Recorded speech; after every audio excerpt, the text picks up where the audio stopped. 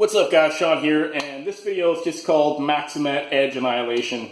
So I did some other videos, but it was like 20 minutes long. I didn't want to put you guys through all that, so we're just going to kind of wrap up what I found from those videos in just a short video right here.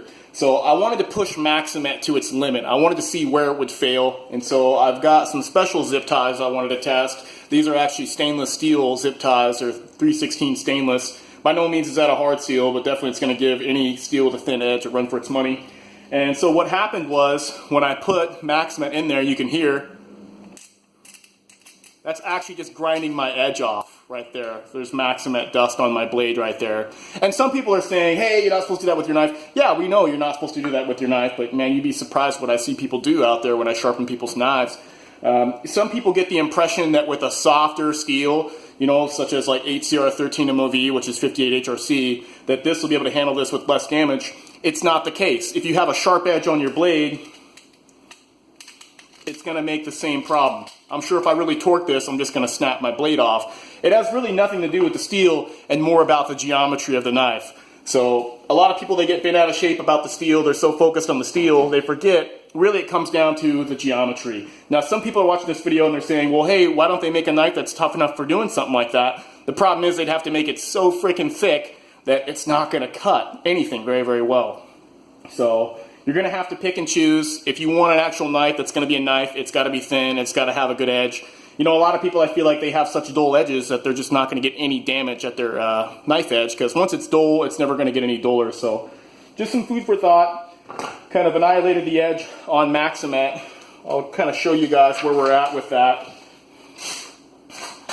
So yeah, with that amount of damage, it's going to have a really hard time cutting. Same with HCR13 MOV. Going to have a hard time cutting. The interesting thing though that I saw with Maxamet is, even though with that edge being completely annihilated, that if I were to cut some 3/8 manila rope, it's still going to cut the rope, which is awesome. Listen to it.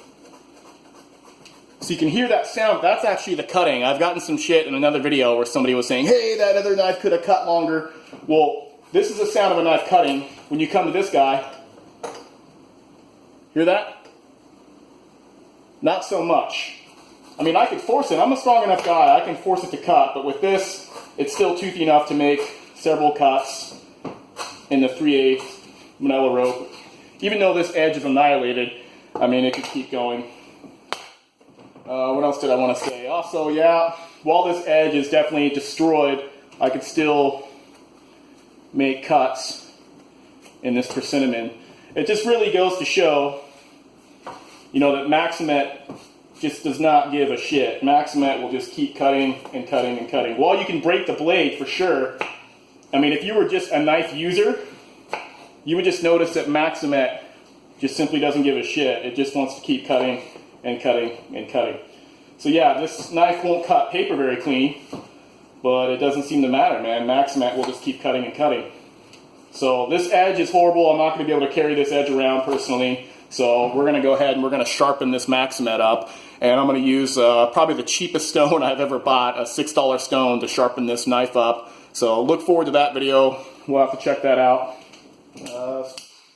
So what do we conclude on with Maxamet? I think Maxamet's going to make an awesome everyday carry knife. You know, I see a lot of people saying it's super chippy, this and that. If you got a thin edge on any knife, it's going to be fragile. I mean, edges are just fragile.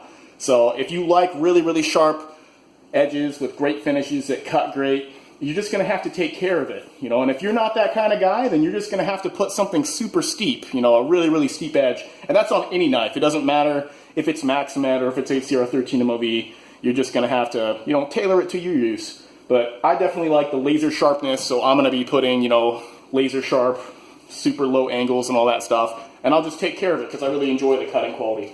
So yeah, I'm going to enjoy this persimmon. You guys take it easy. Peace.